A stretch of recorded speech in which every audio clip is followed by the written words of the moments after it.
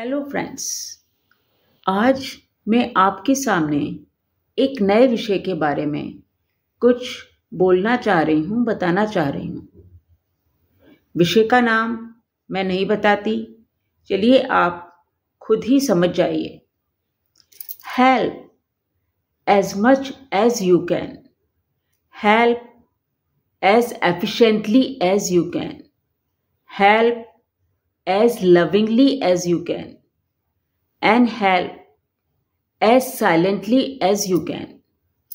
Do not worry about the result. Thank God that He has given you chance to serve mankind. देखिए, मनुष्य एक सामाजिक प्राणी होता है। वह अकेला तो रह ही नहीं सकता। उसे किसी कंपनी की, किसी साथी की जरूरत महसूस होती है। वह अकेला रहकर तो कोई कार्य कर ही नहीं सकता है, चाहे वह उसका परिवार हो, चाहे उसका समाज हो, चाहे उसका देश हो। और जब भी वह मिलजुल कर काम करता है तो वह कार्य बहुत ही स्मूथली हो जाता है, बहुत सरलता से हो जाता है। और जब भी यह कार्य मिलजुल कर करते हैं तो हमें ज़रूरत महसूस होती है एक दूसरे के साथ की, एक दूसरे के मदद की। तो मदद करना केवल हमारी ज़रूरत ही नहीं होती है। मदद करना तो एक बहुत ही बहुमूल्य मानवीय गुण होता है जो मनुष्य को श्रेष्ठतम सीढ़ी पर ले जाता है। तो इसको मदद करने को हमें अपने आदत में शुमार करना होगा।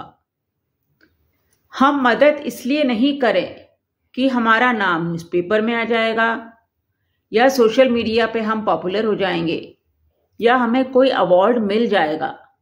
हमें जो भी मदद करना है मन से करो, दिल से करो, तभी उस मदद की कुछ वैल्यू है। और जब भी हम मदद करते हैं तो हम काइंडनेस की, कंपैशन की राह की ओर अग्रसर होने लगते हैं। और हमारे इंटरेक्शन, हमारे कम्युनिकेशन कैसे हो जाते हैं? पॉजिटिव हो जाते हैं। ऐसा व्यक्ति जो दुखों के सागर में डूबा हो, जिस पर दुख के काले साए मंडरा रहे हों, हैरान हो, परेशान हो, सड़क पर इधर उधर भटक रहा हो, होमलेस हो, भूखा हो, लाचार हो, जिसने दुनिया से अपना नाता तोड़ दिया हो, जो बहुत ज़रूरतमंद हो, तो ऐसे व्यक्ति की मदद तो आप बिना किसी सेकंड थॉट के जरूर करिए। और जब भी हम ऐसे व्यक्ति की मदद करेंगे तो उसके चेहरे पर मुस्कुराहट हो जाएगी और उसकी ज़िंदगी में सुकून और राहत आ जाएगी। तो चलिए सबकी मदद करते चलिए और खुशियों को बिखेरते चलिए।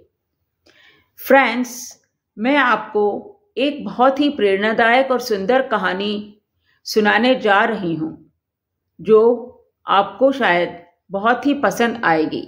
यदि आप इसे अपने जीवन में अपनाएंगे तो केवल उन लोगों का जिनको मदद की ज़रूरत है उनका ही भला नहीं होगा, पर आपका भी भला होगा। आप भी एक अच्छे मनुष्य बन पाएंगे। तो सुनिए कहानी क्या है। एक बार की बात है, ठंड के दिन थे। 4 कॉलेज गोइंग बच्चे अपने बड़ी सी कार में कहीं जा रहे थे। कहाँ?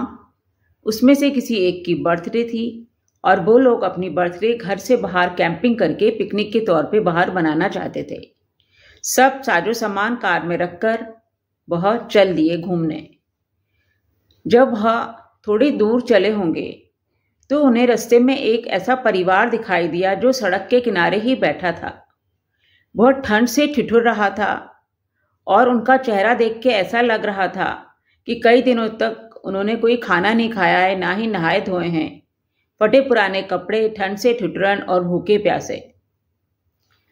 यह बच्चे वहां पर कुछ देर रुक गए। उन्होंने पहले तो सोचा कि हम क्यों इनकी मदद करें, हम तो सेलिब्रेशन के लिए जा रहे हैं, कैंपिंग करेंगे, मौज मस्ती करेंगे, गाएंगे बजाएंगे, क्यों हम यहाँ पर रुककर इन लोगों की मदद करें। पर उसमें से एक लड़का जो था बहुत ही सेंसिटिव था। उसने कहा, नहीं फ्रेंड्स, हमें इनकी मदद करना चाहिए, ये बहुत भूखे हैं, लाचार हैं, हमें अपने पास जो खाने का सामान है इन्हें कुछ देना चाहिए। खैर, उनके पास कुछ खाने का सामान था, उन्होंने उस परिवार को दिया। उस परिवार में एक औरत, आदमी और 2 छोटे बच्चे थे। जैसे ही उनको खाने पीने का सामान दिया, वे बहुत खुश हो गए और उन्होंने खाया पिया और उनके चेहरे पे संतुष्टि के भाव आ गए।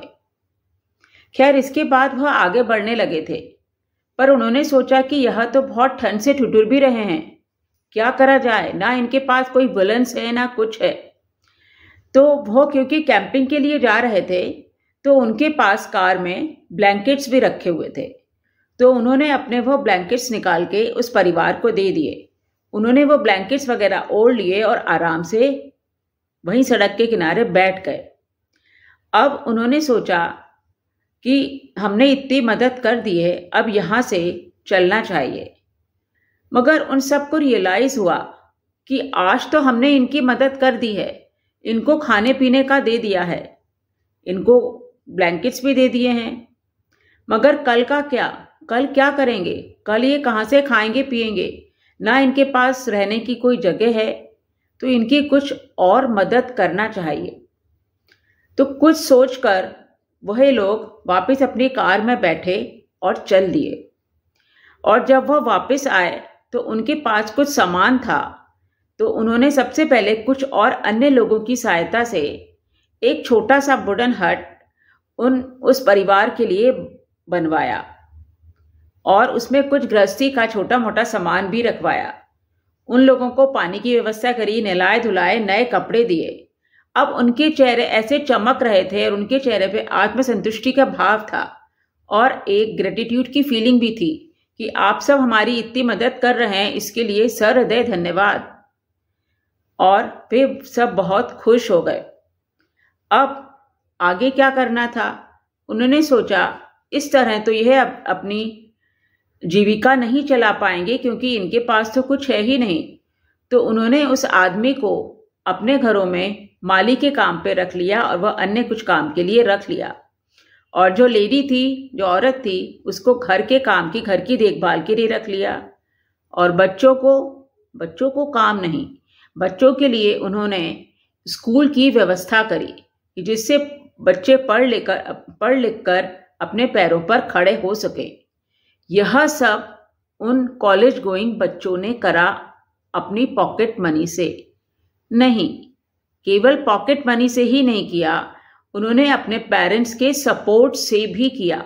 उनके पेरेंट्स भी बहुत विलिंगली इस अच्छे काम के लिए तैयार हो गए और सबने मिलजुल कर एक परिवार को पूरी तरह से अपने हाथ पांव पे खड़ा कर दिया।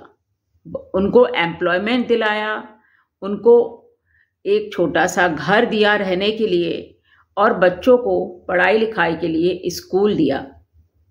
तो इन सब बातों से फ्रेंड्स ने जब इतनी मदद करी तो उनके दूसरे फ्रेंड्स को भी प्रेरणा मिली और उन्होंने भी इसी तरह से दूसरे नीडी लोगों को, ज़रूरतमंद लोगों की मदद करनी शुरू कर दी। और आगे भी वह इसी तरह से अपने जीवन में मदद करने लगे।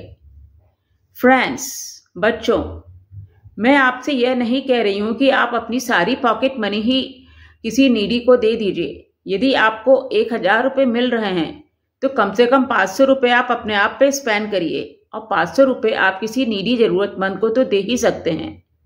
देखिए, आपको भी कितनी आत्मसंतुष्टि मिलेगी और आपकी ये आत्मसंतुष्टि आपके चेहरे को चमका देगी, एक नई रौनक ला देगी। सामने वाले ज़रूरतमंद पर्सन को तो खुशी मिलेगी ही, सुकून मिलेगा, राहत मिलेगी, मगर आपको भी आत्मसंतुष्टि मिलेगी। तो आप बस मदद करते रहिए और ऐसे ही खुशियां बिखेरते रहिए। तो फ्रेंड्स, हेल्पिंग एटीट्यूड ना केवल सामने वाले की ज़िंदगी सुधारता है, उसमें राहत और सुकून देता है, पर आपके अंदर भी एक सेंस ऑफ यूनिटी आ जाती है और आप अच्छी राह पर चल पाते हैं। कौन सी राह पर? एम्पैथी की, सिंपैथी की, love, compassion, understanding, patience, tolerance, यह सब गुण आप में आ जाते हैं। क्योंकि आप दूसरे की मदद करने चले हो तो यह मानवीय गुण आप में अपने आप आ ही जाएंगे। So helping attitude has power to create miracles and helping attitude is a spark that ignite positive changes in somebody's life. यह एक लाइफलाइन की तरह होता है जो आप किसी की जिंदगी में दे देते हो और उसकी जिंदगी डिस्पेयर से होप की तरफ ले जाते हो। तो बस मदद करते रहिए, खुश रहिए, स्वस्थ रहिए। मिलते हैं फिर अगले ब्लॉग में कुछ और अच्छी प्रेरणादायक बातों के साथ। यदि आपको ये ब्लॉग पसंद आया है तो इसे लाइक कीजिए, शेयर करिए, सब्सक्राइब कीजिए और हाँ, कमेंट भी जरूर करिए। नमस्कार, थैंक्स।